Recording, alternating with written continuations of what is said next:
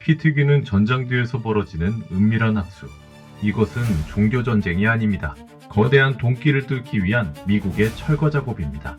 오늘 조 박사가 그 추악한 자본의 지도를 펼쳐드립니다. 안녕하십니까, 조 박사입니다.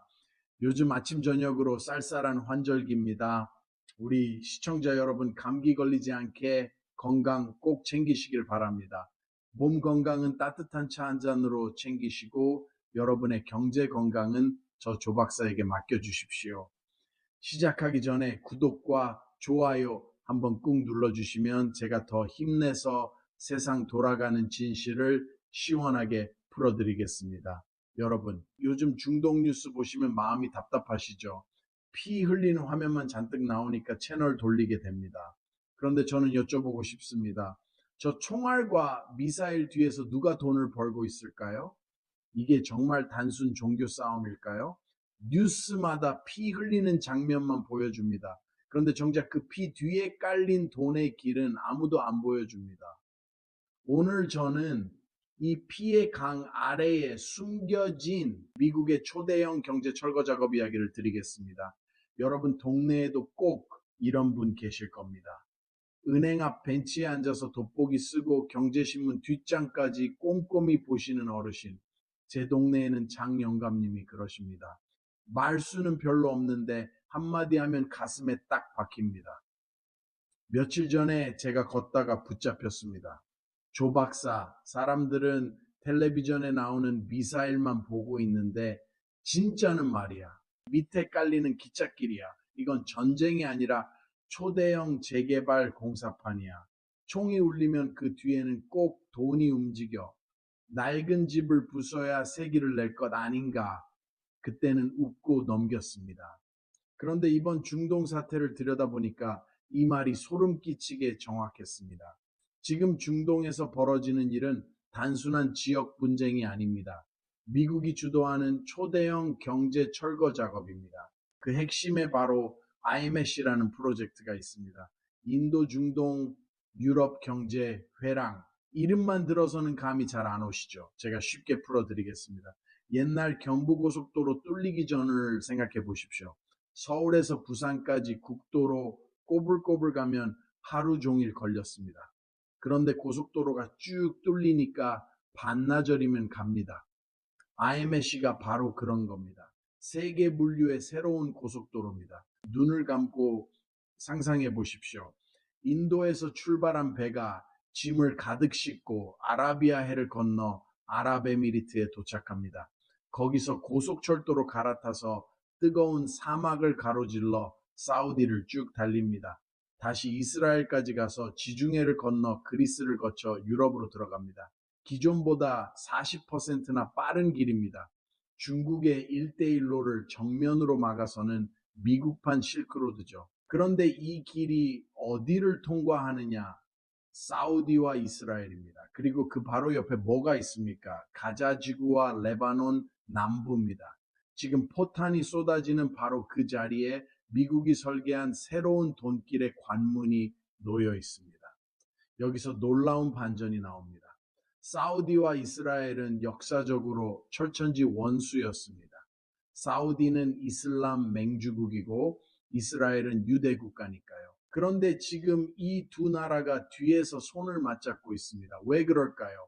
답은 간단합니다. 돈입니다.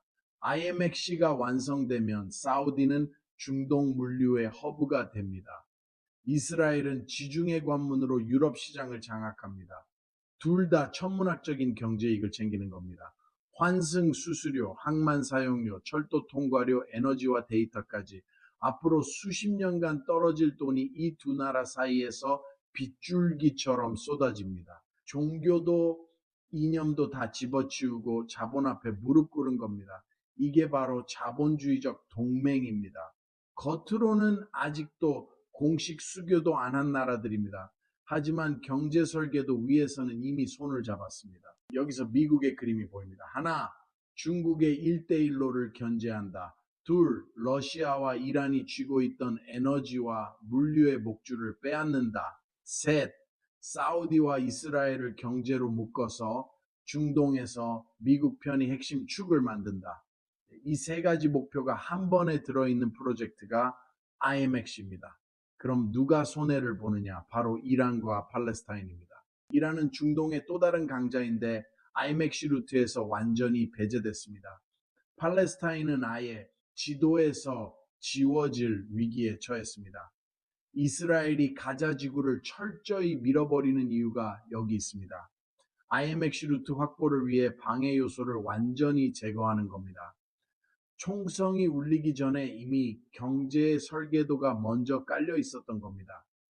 지금 우리가 보고 있는 피해 뉴스는 그 설계도 위에서 튀어오른 첫 번째 폭발에 가깝습니다. 오늘 저는 이 사태가 어디서 시작됐는지, 왜 IMEC라는 낯선 단어가 여러분의 노후 자산과 물가, 그리고 세계 경제의 판을 뒤흔드는 키워드가 되는지 차근차근 파헤쳐 드리겠습니다. 그런데 여러분, 이런 일이 처음일까요? 역사책을 뒤져보면 똑같은 패턴이 계속 반복됩니다.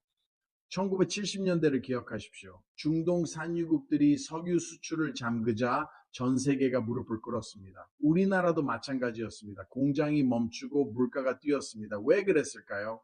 에너지의 수도꼭지가 중동 한 곳에 몰려 있었기 때문입니다. 혈관이 한 줄뿐이니 거기서 잠그면 모두 질식하는 구조였습니다. 더 거슬러 올라가 보겠습니다.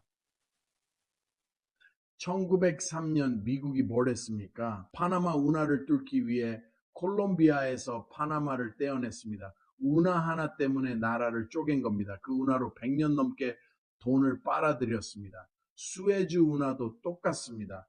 영국과 프랑스가 이집트를 쥐고 흔들면서 만들었습니다. 운하 하나 때문에 중동 전체가 식민지판으로 바뀌었습니다. 1차 대전은 어떻습니까? 독일이 베를린에서 바그다드까지 철도를 놓으려 했습니다. 3B 정책이라고 불렀죠. 영국이 장악한 수에즈 운하를 우회해서 중동으로 직행하겠다는 야심이었습니다. 이에 위기감을 느낀 영국이 독일을 포위하면서 거대한 전쟁이 터졌습니다. 철도 하나 때문에 유럽 전체가 불바다가 된 겁니다. 지금 상황이 그때와 판박입니다. 중국의 1대1로는 현대판 바그다드 철도입니다. 미국은 영국처럼 자신의 패권이 흔들리는 걸 더 이상 두고 볼 수 없었습니다. 그래서 꺼내든 카드가 IMEC입니다. 달력을 펼쳐보십시오. 작년 9월 인도 뉴델리에서 G20 정상회의가 열렸습니다. 바이든이 빈살만 사우디 왕세자 모디 인도 총리와 손을 잡고 IMEC를 공식 발표합니다. 그리고 정확히 한 달 뒤인 10월 7일 하마스가 이스라엘을 기습 공격했습니다. 이게 우연일까요? 절대 아닙니다. 하마스 배후에는 이란이 있습니다. 이란은 IMEC에서 완전히 배제된 나라입니다. 그동안 이란은 호르무즈 해협으로 전 세계 석유 물동량의 21%를 쥐고 흔들었습니다. 하루 2천만 배럴이 넘는 원유가 이 좁은 해협을 통과합니다. 그런데 IMEC가 뚫리면 이 길이 필요 없어집니다. 사우디와 아랍에미리트에서 바로 육로로 유럽까지 가니까요. 이란 입장에서는 살아남기 위해 발악할 수밖에 없습니다. 그래서 이란이 뭘 합니까? 하마스를 부추기고 헤즈볼라를 움직이고 예멘의 후티 반군까지 동원해서 홍해 항로를 공격합니다. 실제로 올해 들어 홍해를 지나는 선박 공격이 급증했습니다. 세계 해운사들이 홍해를 포기하고 아프리카 남단 희망봉을 돌아가기 시작했습니다. 운송 기간이 2주 더 걸리고 비용은 30% 올랐습니다. 이게 다 IMEC를 막으려는 이란의 필사적인 전략입니다. 그런데 이스라엘도 만만치 않습니다. 이번 기회에 가자 지구를 완전히 평탄화하려 합니다. 왜 그럴까요? 가자 지구 앞바다에는 막대한 천연가스가 매장되어 있습니다. 레바탄 가스전 들어보셨죠? 이 가스를 유럽으로 보내려면 파이프라인이 필요합니다. 그런데 가자 지구가 불안하면 누가 투자를 하겠습니까? 이번에 안보 리스크를 완전히 제거하고 싶어 합니다. 그래야 IMEC 철도가 들어오고 가스관이 연결되고 유럽으로 가는 에너지 파이프라인이 깔릴 수 있기 때문입니다. 더 충격적인 건 인도의 움직임입니다. 인도의 거대 재벌 아다니 그룹이 이스라엘 하이파 항구를 인수했습니다. 하이파 항구는 IMX의 종착점입니다. 인도에서 출발한 물건이 사우디 철도를 타고 와서 배에 실리는 곳이 바로 여기입니다. 인도 자본이 왜 굳이 전쟁 위험이 있는 이스라엘 항구를 샀겠습니까? 이미 설계도는 다 나와 있었던 겁니다. 현재 전 세계 해상 물동량의 10% 이상이 수에즈 운하를 통과합니다. 만약 IMX가 본격 가동되면 이 물량 일부가 육상 회랑으로 옮겨갑니다. 수에즈 통행료 수입이 줄어들면 이집트 경제는 큰 타격을 받습니다. 동시에 수에즈를 돌아가던 배들이 줄면 홍해 일대의 전략적 가치는 떨어지고 대신 사우디와 이스라엘 항만의 몸값이 올라갑니다. 혈관이 옆으로 비켜가는 순간 어떤 나라는 급속도로 말라갑니다. 반대로 어떤 나라는 갑자기 살이 찝니다. 미국이 항공모함 2척을 지중해에 급파한 이유도 여기서 명확해집니다. 단순히 인질 구출이나 확전 방지가 아닙니다. 이 거대한 경제 회랑을 지키기 위한 무력 시위입니다. 이 루트가 끊기면 미국은 중동에서의 주도권을 중국에게 완전히 내주게 됩니다. 과거 냉전 시대 마셜 플랜을 기억하십시오. 미국이 유럽 재건을 도와주면서 유럽 전체를 미국 경제권에 묶었습니다. IMC는 21세기 버전 마셜 플랜입니다. 인도와 중동을 미국 경제권에 묶고 중국을 고립시키는 겁니다. 이 구조를 이해하셔야 앞으로 뉴스를 보실 때 겉에 보이는 피와 눈물만 보지 않고 그 아래 깔린 선들을 읽어내실 수 있습니다. 지금 중동에서 벌어지는 일은 지역 문제가 아니라 세계 자본주의의 배선 공사입니다. 그리고 이런 공사가 시작되면 그 충격파는 결국 우리나라까지 전달됩니다. 환율, 에너지 가격, 수출길, 연금 자산 수익률까지 줄줄이 연결됩니다. 그래서 이 이야기를 중동 먼 나라 얘기라고 넘기면 안 되는 이유가 여기 있습니다. 결국 지금 흘리는 피는 거대한 자본의 도로를 닦기 위한 기초공사입니다. 이것은 종교전쟁의 탈을 쓴 21세기 최대의 이권전쟁입니다. 여러분, 이쯤에서 제가 진짜 하고 싶은 말씀을 드리겠습니다. 우리 시청자 여러분들은 평생을 어떻게 사셨습니까? 6.25 전쟁 폐허에서 맨손으로 시작해서 꼭에 넘기고 새벽같이 일어나 밤늦게까지 일하시면서 이 나라를 세계 10위권 경제 대국으로 만드신 분들입니다. 사우디 사막에서 모래바람 맞아가며 달러 벌어오고 공장 돌리고 수출탑 쌓으면서 한강의 기적을 일으킨 주역들입니다. 그런데 지금 돌아가는 꼴을 보면 어떻습니까?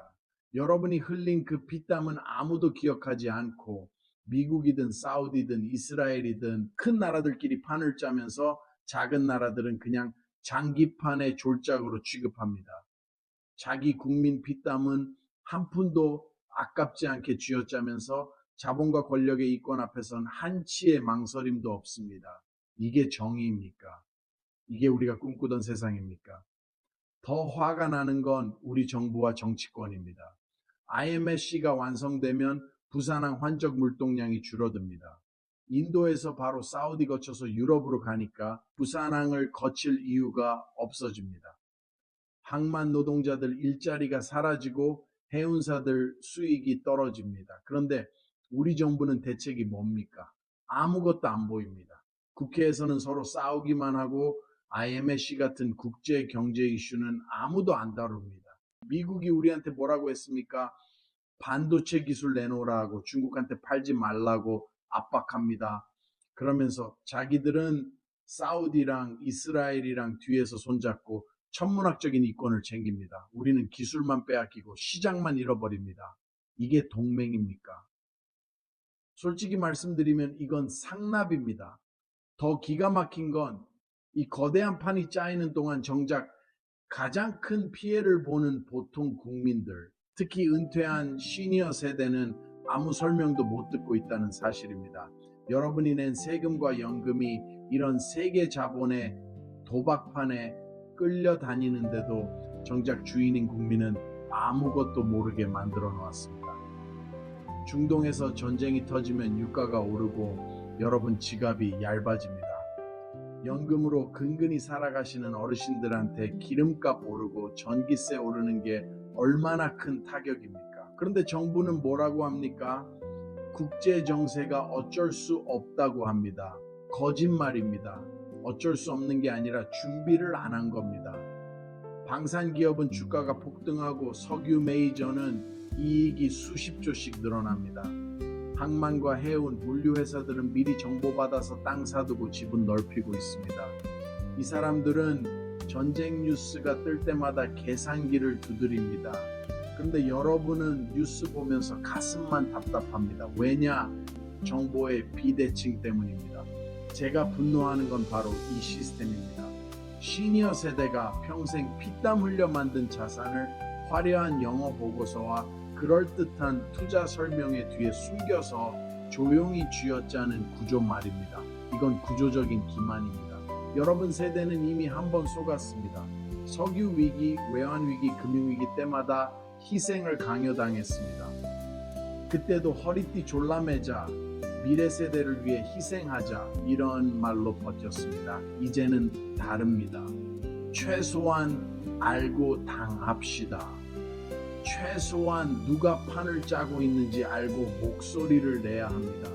텔레비전에서 미사일이 날아가는 장면이 나오면 저 뒤에서 또 누가 길을 바꾸고 있구나. 이번에는 어느 나라가 말라 비틀어지고 어느 나라가 살이 찌겠구나. 이 생각이 떠올라야 합니다. 그래야 정치인들이 예쁜 말로만 포장할 때 속을 꿰뚫어 볼 수 있습니다. 더 이상 저들의 장난질에 놀아나지 맙시다. 우리 피땀이 헛되지 않도록 두 눈 부릅뜨고 지켜봐야 합니다. 정부를 믿지 마십시오. 정치인을 믿지 마십시오. 그들은 여러분을 지켜주지 않습니다. 여러분 스스로 깨어 있어야 합니다. 공부해야 합니다. 세상이 어떻게 돌아가는지 알아야 합니다. 그래서 저 조박사가 이렇게 목이 쉬도록 외치는 겁니다. 여러분의 눈을 뜨게 하려고 이 세계 자본의 철거 작업, 이 초대형 공사판의 소음과 먼지가 결국 여러분의 삶과 지갑으로 날아 들어온다는 것을 꼭 알려드리고 싶었습니다. 그래서 저는 오늘도 이렇게 목소리를 높였습니다만 이제는 조금 톤을 낮춰보겠습니다. 결국 우리가 진짜로 고민해야 할 지점은 분노에서 끝나는 것이 아닙니다. 이 거대한 판 속에서 우리 삶을 어떻게 지키느냐, 우리 아이들과 손주 세대에게 어떤 세상을 넘겨줄 수 있느냐, 이 질문으로 돌아가야 합니다. 여러분, 세상은 앞으로도 계속 이렇게 움직일 겁니다. 돈이 가는 길을 따라 전쟁이 터지고 길이 바뀌고 힘의 중심이 옮겨갈 것입니다. 우리가 그걸 막을 수는 없습니다. 하지만 최소한 속지 않을 수는 있습니다. 흐름을 읽고 준비할 수는 있습니다. 그리고 저는 그 준비의 첫걸음이 진실을 아는 것이라고 믿습니다. 오늘 말씀드린 IMX와 중동 사태 그리고 그 뒤에 숨은 자본의 설계도에 대해 여러분은 어떻게 보셨습니까? 가감없는 고견을 댓글로 남겨주십시오. 분명한 건 하나입니다. 거친 풍파 속에서도 이 나라를 여기까지 끌고 온 사람들은 어느 나라 대통령도 어느 재벌 회장도 아닙니다. 바로 여러분입니다. 전쟁의 폐허 속에서 허리 펼 틈도 없이 일터로 나가셨던 분들, 중동 사막과 독일 탄광에서 조국을 위해 청춘을 바치셨던 분들, 공장과 시장, 논과 밭에서 묵묵히 땀 흘리며 자식들 교육시키고 나라 살림을 키우신 분들입니다. 세상은 여러분 세대의 희생을 너무 쉽게 잊어버립니다. 숫자로만, 통계로만, 그래프 한 줄로만 표현하려 합니다. 하지만 저는 압니다. 이 나라의 진짜 자산은 여러분의 주름진 손과 굽은 허리와 밤새워 지켜낸 가정과 일터라는 것을요. 세계 자본이 아무리 요란하게 판을 갈아엎어도 이 나라의 뿌리는 여러분 가슴 속에 박혀 있습니다. 앞으로도 저는 여러분 편에 서서 복잡한 국제 뉴스와 경제 뉴스를 최대한 쉽게 풀어드리겠습니다. 여러분이 지도 하나 펼치지 않고도 머릿속에 그림을 그릴 수 있도록, 어려운 영어 한 줄 몰라도 흐름을 읽을 수 있도록 끝까지 동행하겠습니다. 오늘도 함께 해주셔서 고맙습니다. 여러분이 계시기에 이 나라가 버티고 있습니다. 그리고 그 사실 하나만큼은 어떤 강대국도 어떤 자본도 지워버릴 수 없습니다. 감사합니다. 다음 시간에 또 뵙겠습니다.